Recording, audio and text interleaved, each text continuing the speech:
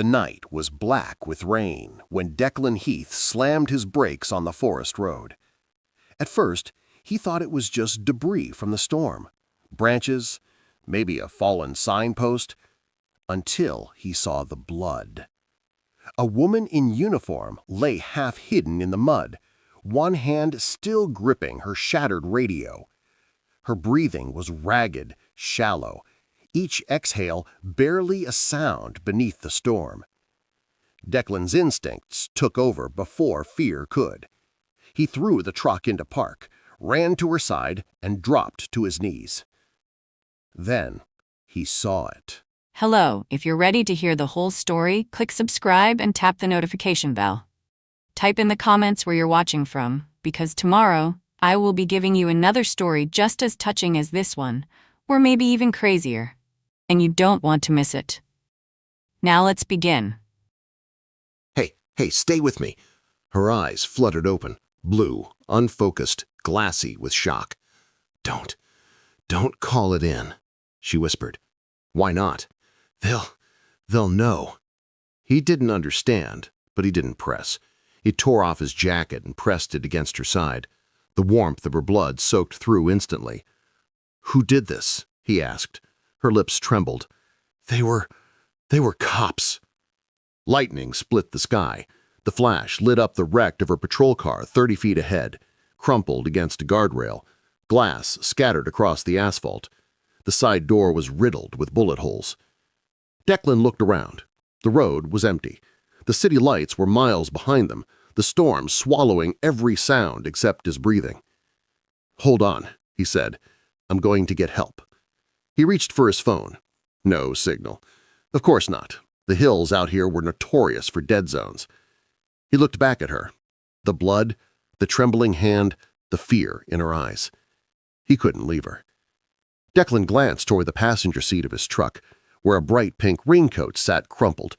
Zoe's raincoat. He'd been driving home from her soccer game. She'd fallen asleep halfway, clutching her stuffed penguin in the back seat. Now she was in the truck behind him, safe, while her father knelt in the rain beside a dying woman. He tore a strip from his shirt, tying it above her wound. "What's your name?" "Abigail," she breathed. "Abigail Carey." "Okay, Abigail, you're not dying on me tonight." He lifted her as gently as he could, cradling her weight, and carried her toward the truck. She gasped in pain. "Easy, I've got you." The rain came harder. Thunder rolled across the hills. He laid her across the back seat, beside Zoe's blanket, checking her pulse. Weak, but there. When Zoe stirred and saw the stranger, her small voice whispered, "Daddy, who's that?" Declan met her eyes in the mirror. "Someone who needs help," he said quietly. He drove like his life depended on it. But as the headlights cut through the rain, he noticed something. A dark SUV parked at the next bend. Engine running, no lights. Declan slowed instinctively. The SUV's window rolled down. A silhouette turned toward him. He felt the hair rise on his neck. He accelerated past it, tire skidding in the wet gravel, heart pounding. Something told him that whoever had left that woman bleeding on the road wasn't done yet. By the time he reached the edge of the city, Abigail had passed out.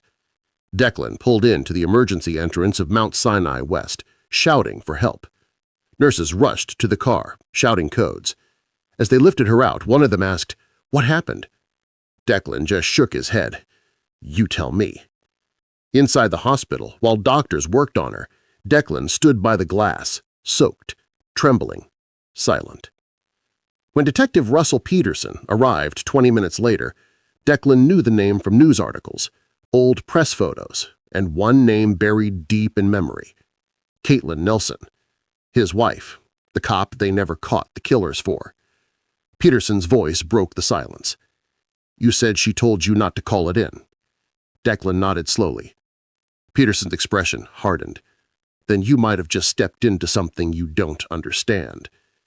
He stared through the glass, at Abigail's pale face, the doctors fighting to keep her alive. "I understand enough," he said. "Someone tried to kill her, and I'm not letting them finish the job." Morning came slowly. New York was still soaked from the storm, the kind of heavy summer rain that left steam rising off asphalt and puddles reflecting the skyline like broken glass. Declan hadn't slept. He sat on the cold bench outside the ICU, still wearing the same clothes, his jacket stiff with dried blood. Every so often, nurses walked past him, murmuring to each other. None looked him in the eye. Through the glass wall, he watched the woman he'd carried out of the storm, Officer Abigail Carey, lying motionless, an oxygen mask fogging with every faint breath. He'd asked for updates. He'd asked for detectives, but all he got were polite delays and vague answers. A door creaked open down the hall. Detective Russell Peterson approached, tall, gray at the temples, his badge hanging visibly, but his eyes scanning every corridor as if someone might be listening. "Mr. Heath," he said, voice low, "I need to ask you a few questions." Declan stood, weary but alert. "Go ahead." "When you found Officer Carey, she said something to you, didn't she?" He hesitated. "She said not to call it in." Peterson's jaw tightened. "Anything else?" "She said they were cops." The silence between them stretched until it became its own kind of sound. Finally, Peterson exhaled. "That's not possible." "You think I made it up?" "I think," Peterson said carefully, "you found a woman in shock and heard what you wanted to hear." Declan took a step closer. "Don't do that." "Do what? Pretend the truth's too inconvenient to exist?" Peterson's eyes flickered with something unreadable. Not guilt, not fear, but caution. "Mr. Heath," he said finally, "for your own sake, go home. You're not part of this." Declan's voice was calm, too calm. "I was part of this the moment I found her. And your daughter, Zoe, right? Think about her." That name hit harder than any threat could have. Declan's hands curled into fists.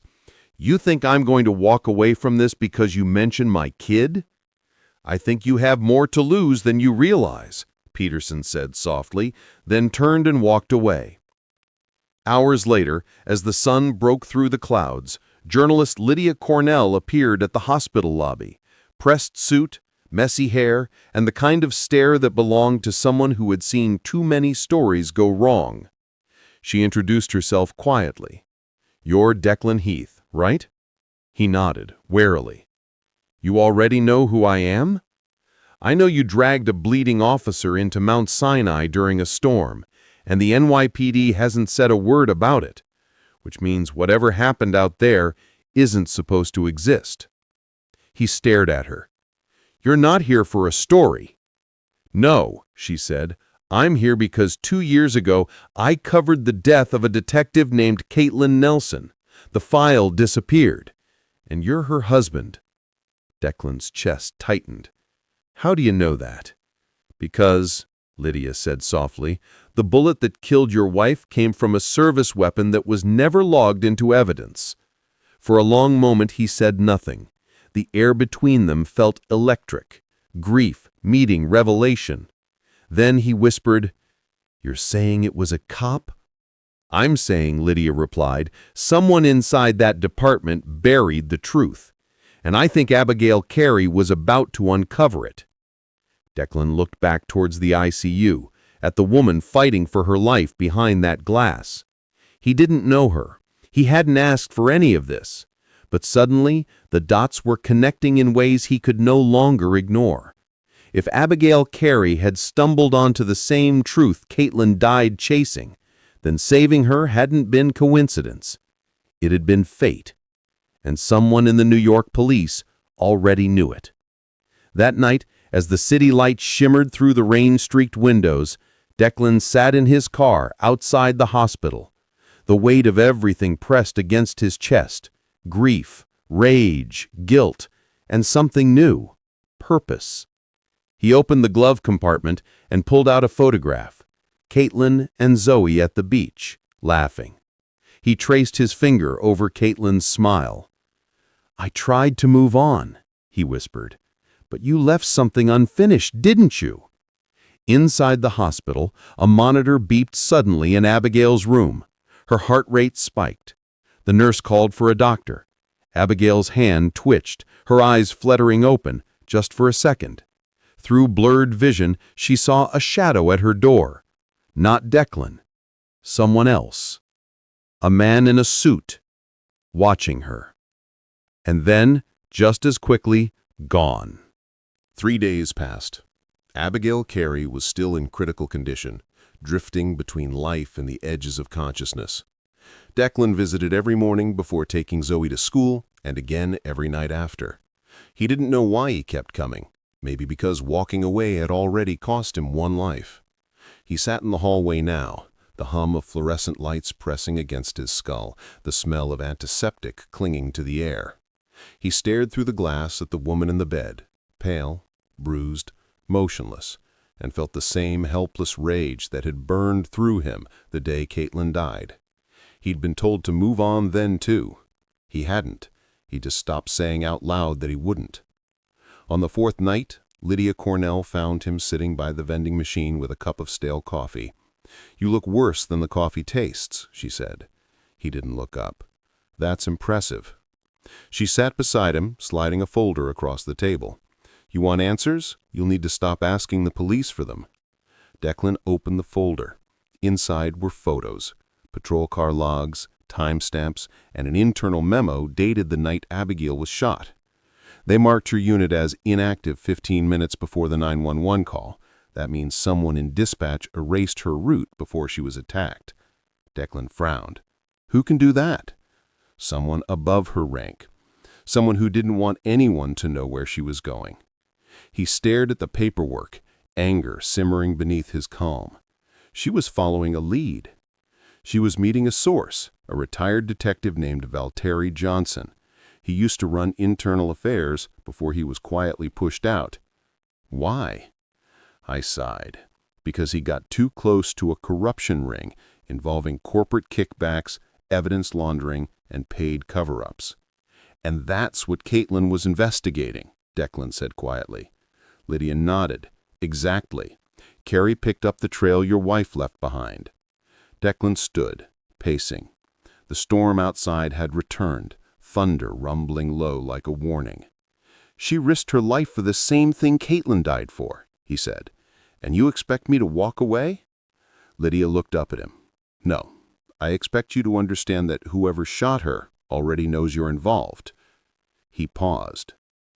"They'd have to know who I am first." She shook her head. "Declan Heath, tech investor, CEO, husband of Caitlin Nelson. You think they don't know?" For the first time, she saw the fear behind her voice, not just for the story, but for him. The next morning, Declan drove to an old precinct in Queens, the one Caitlin had worked from before she died. He used her old Access ID still clipped inside his wallet to enter the lobby.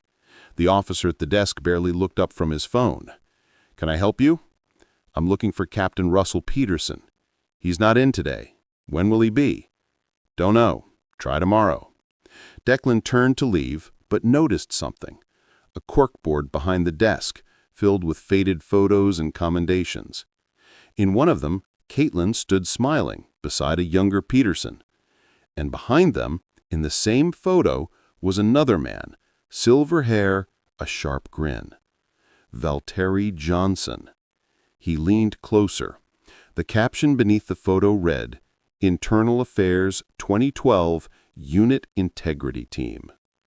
That night, he sat in his study, the city skyline flickering through the window. He opened his laptop and began tracing old contacts, security vendors, precinct budgets, subcontractor names. He found it. A list of anonymous donations routed through a shell foundation tied to corporate surveillance systems. One of them was registered to a company owned by Valtteri Johnson. Declan exhaled. The same man Abigail was meeting that night, the man she never reached. And then a thought struck him. What if she did reach him? What if someone found out? Declan's phone buzzed. Unknown number. He hesitated, then answered. A distorted voice on the other end. "If you care about that cop, stop digging." The line went dead. Declan sat frozen for a moment, then looked toward the framed photo of Zoe on his desk. He closed the laptop slowly. But he wasn't done. He never stopped for threats, not before, not now. If you were in Declan's place, knowing the truth could destroy everything, but walking away would cost even more, what would you do? The address Lydia had given him wasn't a precinct or an office. It was a rundown walk-up in the Bronx, paint peeling from the door frames, the smell of oil and dust thick in the stairwell. Valtteri Johnson, former head of internal affairs, had once been the man trusted to keep cops honest. Now he lived in a third-floor apartment above a pawn shop, his name barely still on the buzzer. Declan climbed the stairs slowly, every footstep creaking like a warning. He knocked. Silence. Then, the sound of a chain sliding back and the door cracked open. A single eye glared through the gap. "Who are you?" "My name's Declan Heath," he said quietly. "I knew your wife, Caitlin Nelson." The chain fell, the door opened. Valtteri looked older than his file photos, thinner, rougher, his hair wild and his hands trembling slightly. "I knew Caitlin," he said. "Didn't know her husband had a death wish." Declan frowned. "I just want the truth." That's what she wanted, too. Valtteri turned, limping toward the small kitchen. "You want coffee?" Declan shook his head.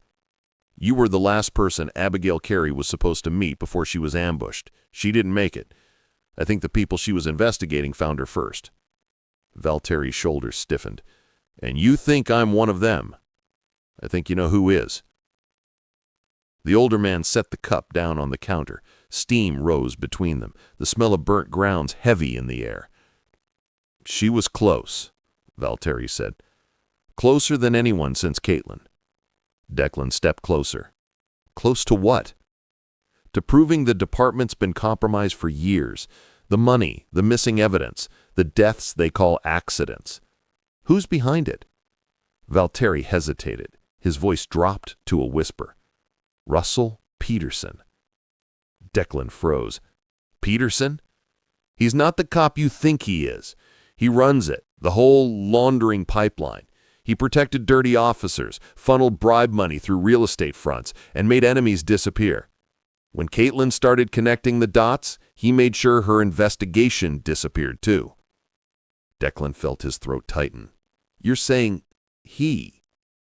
"I'm saying your wife didn't die in the line of duty. She was executed," Valtteri cut in. The room went silent except for the rain ticking against the window. Declan's voice was low. "Why tell me this now?" Valtteri met his eyes. "Because Carey reached out.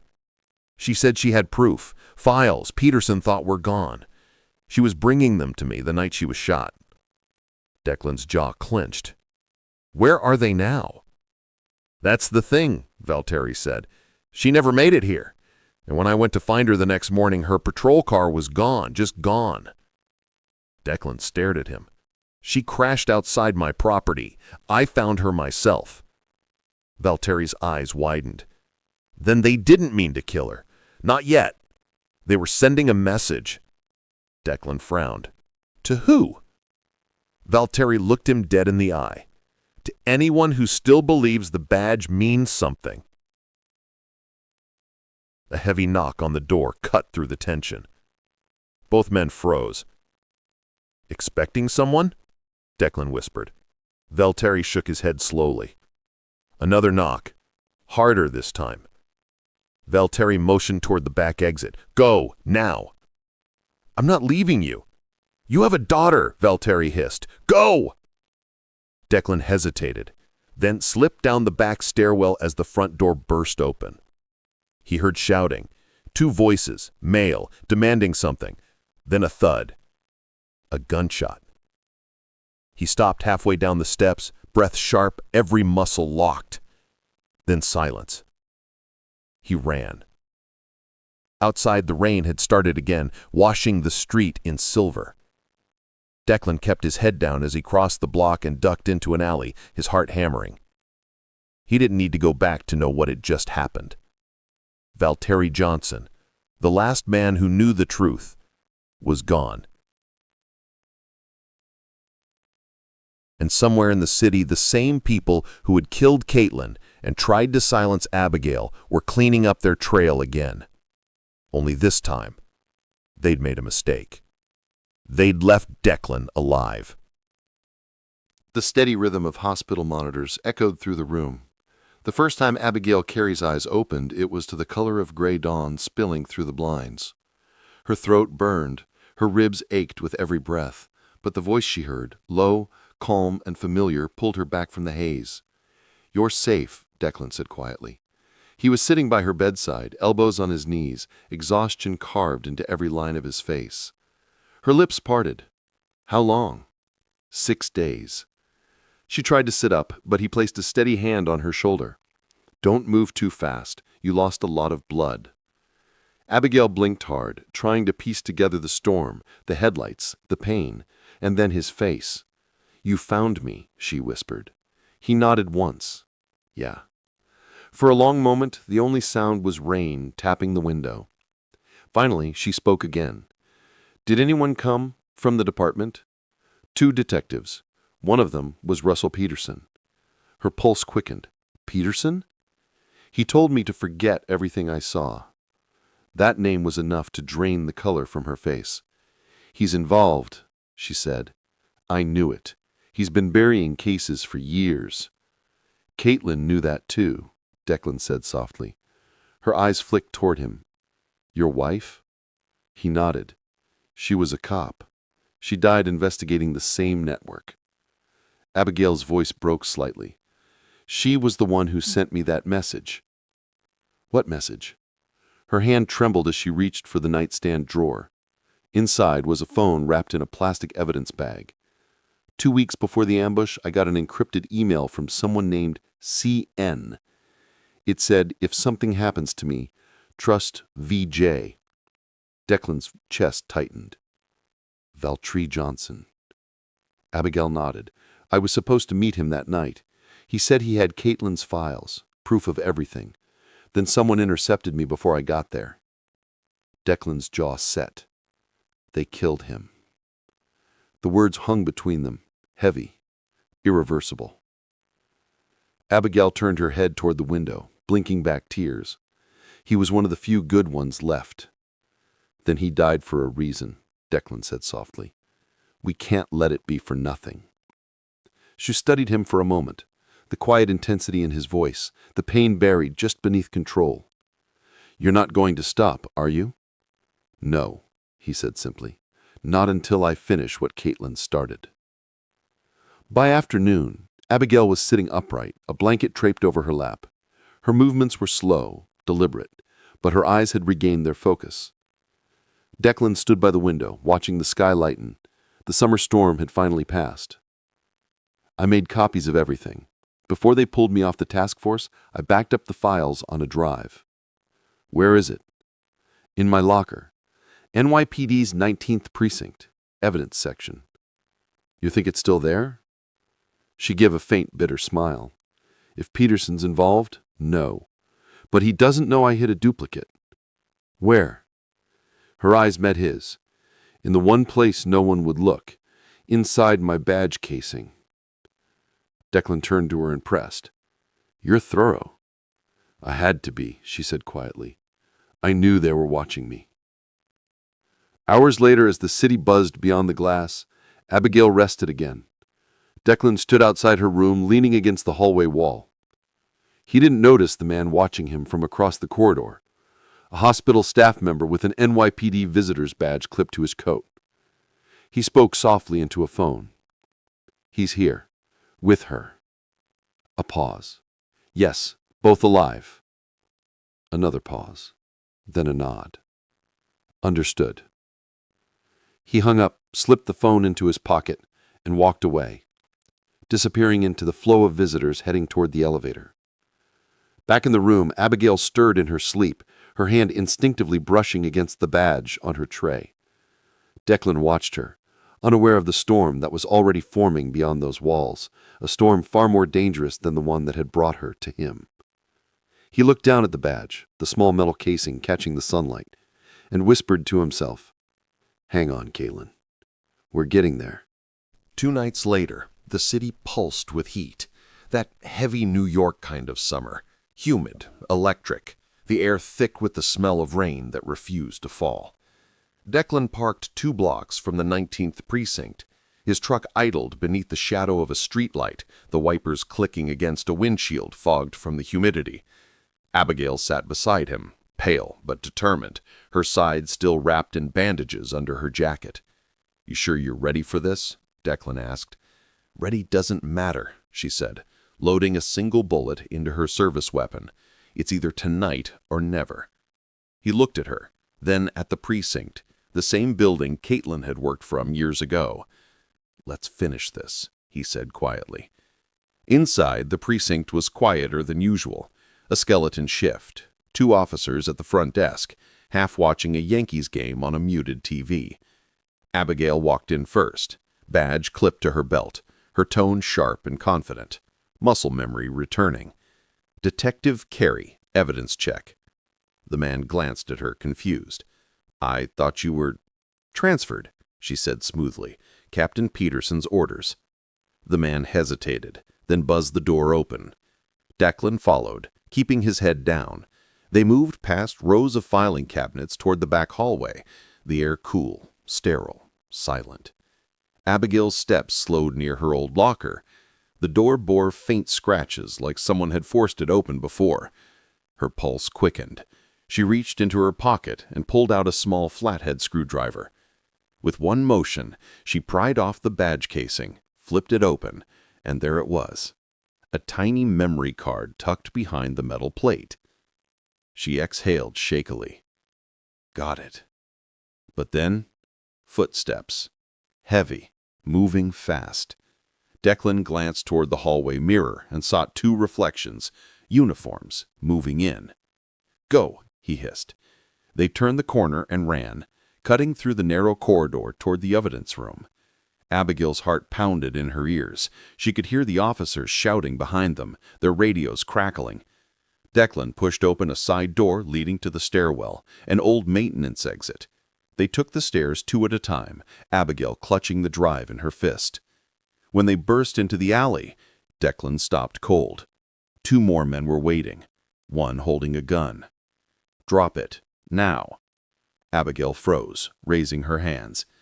Declan's voice was calm, but sharp. "You're making a mistake." "Not our call," the man said. "Orders from upstairs." Peterson. It had to be. Declan's eyes flicked to the left. A dumpster, a fire escape, a gap between buildings just wide enough for a run. He whispered, "When I move, go." Before she could protest, he stepped forward, hands raised, then grabbed the trash lid beside him and threw it. It clanged off the wall, and in that instant, they bolted.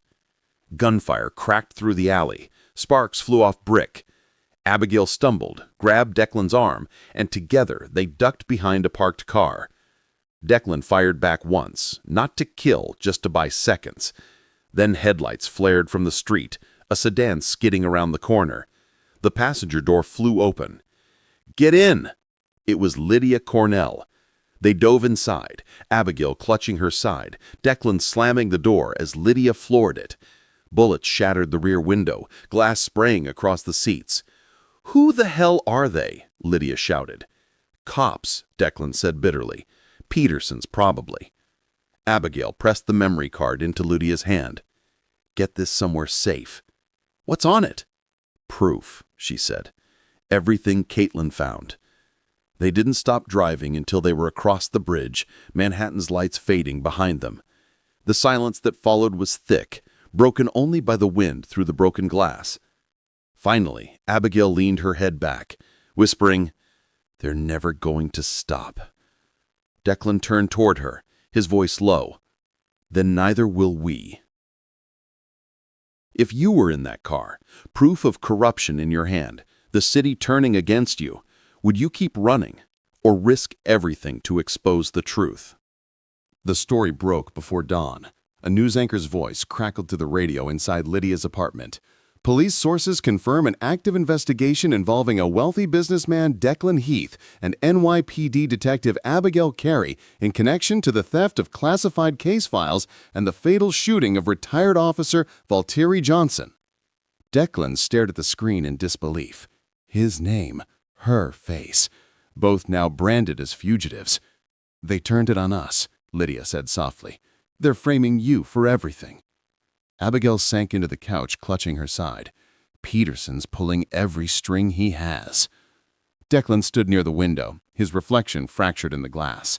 The city outside glowed gold and gray, restless as ever. "I can't hide forever," he said. "You shouldn't even be here," Lydia warned. "They're watching my place." "Then they already know we're alive. And if they know that, they know we've got the drive." Abigail looked up, her eyes tired but steady. "Then we use it, before they erase us completely." Declan's phone buzzed, a message from an unknown number. A single photo. Zoe, sitting in the back seat of her school bus, smiling. No text, no threat needed. Declan's breath caught. "They've been watching my daughter." Abigail froze. "Declan." He was already moving, grabbing his jacket. "I'm going to her." "You can't," Lydia said. "They'll expect that." He turned, his voice sharp. "She's my kid. I'm not waiting." By the time he reached Zoe's school, the day had already started. The playground buzzed with noise, teachers guiding students inside. He parked a block away, scanning every car, every shadow. A black sedan idled across the street, tinted windows, government plates. Declan's chest tightened. He crossed the street pretending to check his phone, then veered behind the fence. When the bell rang, Zoe came running out, her backpack bouncing, her hair pulled into a messy braid. "Daddy," she called, grinning when she saw him. He knelt, holding her tight, the smell of crayons and shampoo cutting through the fear for one brief second. "You okay?" he asked quietly. She nodded. "You look worried." He forced a smile. "Just missed you, that's all." Then, over her shoulder, he saw it, the sedan door opening, a man in a dark suit stepping out, speaking into his earpiece. Declan's heart sank. He pulled Zoe closer. "Hey, sweetheart, listen to me. I need you to go with your teacher for a bit, okay? Don't leave her side. Promise me." Zoe's smile faded. "Did I do something wrong?" "No, baby. You did everything right." He kissed her forehead, stood, and turned toward the street. The man was already walking closer. He walked to meet him halfway. "You can tell Peterson this won't work." The agent smiled faintly. "You think this is about Peterson? You made it about yourself the moment you saved her." Declan's fists clenched. "If you touch my daughter—" "Relax. We don't touch kids. We just make sure they see what happens when parents make the wrong friends." He stepped back into the car, the window rolling up without another word. The sedan drove off. That night, back at Lydia's apartment, Declan sat in silence while Abigail paced. "We have to release it, the files, before he kills anyone else." Lydia shook her head. "If you just dump it online, they'll bury it under fake stories and discredit you both. You need proof, undeniable, verifiable proof." Declan rubbed his forehead. "Then we need someone who still believes in justice." Abigail looked up. "There's one, Deputy Chief Russell Peterson's assistant, Alice Dyer. She used to work under Caitlin. I think she's still clean." Lydia turned to her. "If she's still in the system, she can validate the files." Declan exhaled. "Then we find her." Hours later, the apartment was dark except for the glow of the computer screen. Lydia had pulled up an encrypted drive, the contents of Caitlin's final investigation spilling across the monitor. Bank transfers, falsified case numbers, and internal memos signed with Peterson's initials. Abigail whispered. "She was right. It goes all the way up." Declan's eyes hardened. "Then that's where it ends." Outside, rain began to fall again, soft at first, then steady. From across the street, a lone figure watched the apartment from a parked car, camera lens glinting faintly through the water. He spoke into his phone. "They have the files. All of them." A pause. Then, "Understood. Handle it tonight." Inside, Declan glanced at the clock. Almost midnight. He had no idea that before the sun rose, every line between truth and survival would blur, and someone wouldn't make it to morning. The apartment was still, except for the soft clatter of rain against the window. Declan sat beside the table, staring at the hard drive, glowing faintly beside the laptop. The evidence, everything Caitlin died for, everything Abigail nearly did, sat between them like a live wire. Lydia broke the silence first. "We've got one chance. Peterson's hosting that press conference tomorrow, the one about internal reform. If we leak the files before then, he controls the narrative. But if we can prove it's him, on record, in real time—" "He can't bury it," Declan finished. Abigail leaned forward. "Alice Dyer will meet us there. She'll confirm the signatures and IDs if we can get her 10 minutes alone." "Then it's simple," Lydia said. "We go public." Declan looked at the screen. Line after line of corruption, numbers and names Caitlin had chased to her grave. "It's not simple," he said quietly. "He won't let us walk out alive once he knows we've got this." Abigail met his eyes. "Then we don't walk out. We run through." By dawn, the rain had cleared, replaced by a thick August heat.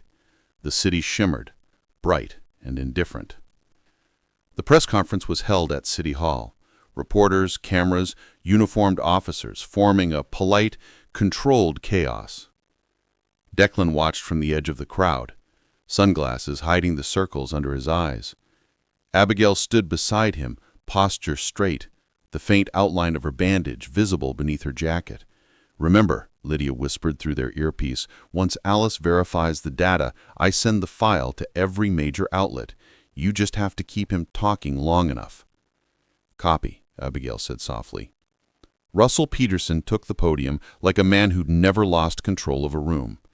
"Today," he said into the microphones, "the NYPD reaffirms its commitment to transparency and public trust. Our officers are dying for it," Abigail interrupted, stepping forward. The crowd murmured. Cameras turned.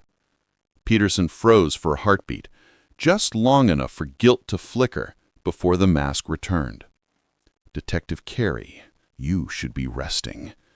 "I'll rest when the truth does. Why don't you tell them about Valtteri Johnson?" A low ripple moved through the crowd. Peterson forced a thin smile. "I don't know what you're talking about." "You do," she said. "You ordered the hit." Reporters surged forward. The press pool erupted with questions. Peterson's security team began moving toward her, but Declan stepped between them. "You're not touching her." He looked past them, locking eyes with Peterson. "You killed my wife to protect your money." Peterson's composure cracked for the first time. "Who are you?" "Declan Heath," he said evenly, "the man Caitlin Nelson married and the man you tried to bury along with her." The crowd exploded in noise. Lydia's voice came through the earpiece. "I've got it. Alice verified the file. Uploading now." Peterson's phone buzzed on the podium. He glanced at it, his expression shifting as headlines began to spread across every live feed. "Evidence links NYPD deputy chief to decade of cover-ups." He looked up at Declan, eyes full of cold fury. "Do you think this changes anything?" Peterson hissed. "You'll both be dead before the hour's over." "Maybe," Declan said, "but we won't die quiet." Two officers broke ranks and rushed forward, not toward Abigail, but around her, forming a barrier. "Sir," one of them said to Peterson, "you're under arrest." For the first time in years, Russell Peterson's confidence failed him. He stammered, reaching for words that didn't come as the cameras caught every second. Abigail's knees nearly gave out. Declan caught her, steadying her as the scene devolved into chaos, reporters shouting, police yelling, flashbulbs cutting through the heat. "You did it," she whispered. He shook his head. "We did." Later, in the back hallway of City Hall, after the crowd had been cleared and the building swarmed with internal affairs, Alice Dyer found them. "You both should disappear for a while," she said softly. "You've won, but they won't forgive you for it." Abigail gave a faint smile. "I'm good at hiding." Declan looked toward the open doors, sunlight flooding the marble floor. Not anymore. I'm done hiding. They stepped outside together. The city roared around them, horns, sirens, applause, disbelief. Abigail winced, clutching her side. So what now? Declan looked out toward the skyline, his voice quiet, but sure. Now we start over. Caitlin's gone, but her truth isn't. Zoe will grow up knowing her mother was right. Abigail smiled faintly. And what about you? He glanced at her, sunlight in his eyes. Me? I think I finally stopped running. 3 months later, New York felt different. The air had cooled, the heat of summer broken by early fall. Trees along the Hudson had begun to turn, and the city that had once felt suffocating now seemed almost merciful. Still flawed, still restless, but breathing again. On the front page of the Times, beneath a bold headline, "Deputy Chief Convicted in Landmark Corruption Trial," was a photo of Abigail Carey leaving the courthouse, head held high. In smaller print below it, evidence originally discovered by late Detective Caitlin Nelson. Declan read the line twice, his throat tight. He folded the paper carefully, setting it on the kitchen counter beside Zoe's half-finished art project, a watercolor of their family, handprints for faces, bright yellow sun above. The house felt alive again. There were flowers on the table, books stacked by the window, laughter upstairs, and for the first time in years, the silence wasn't heavy. He found Abigail in the backyard, standing by the old maple tree, sunlight streaming through the branches. Her scar was almost invisible now. She turned as he approached. "She'd be proud of you." He smiled faintly. "She'd be proud of us. You carried her fight farther than I ever could." Abigail looked out over the lawn, the city skyline faint in the distance. "I still can't believe it's over." "It's not," he said quietly. "It just changed shape."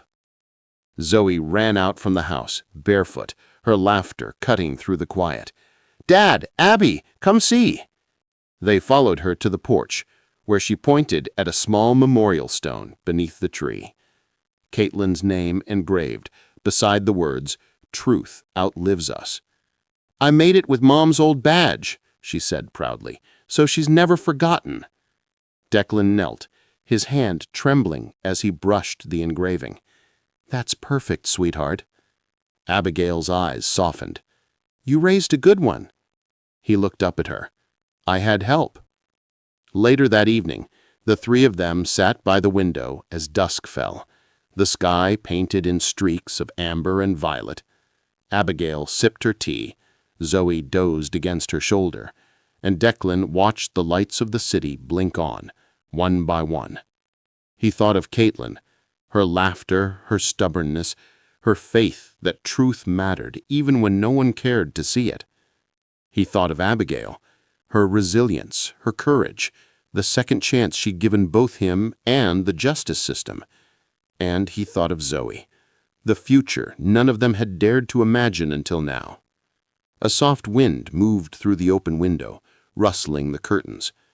Abigail glanced at Declan. "You ever think about what comes next?" He smiled faintly. "Every day, but for once, it doesn't scare me."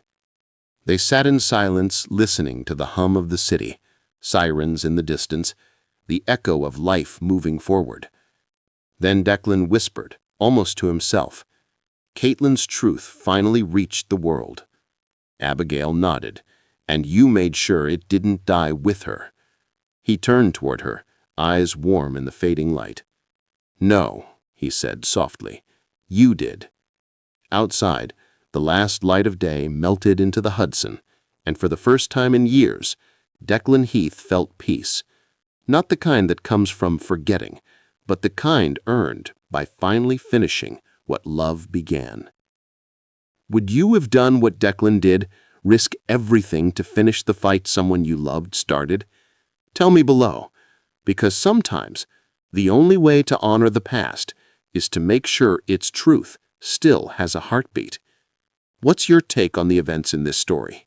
Thank you for watching this story to the end. If you loved this story, you will definitely love the next one. It's more intriguing than you can ever imagine. So go ahead and watch it now. Click on the image on your screen right away to watch the next one.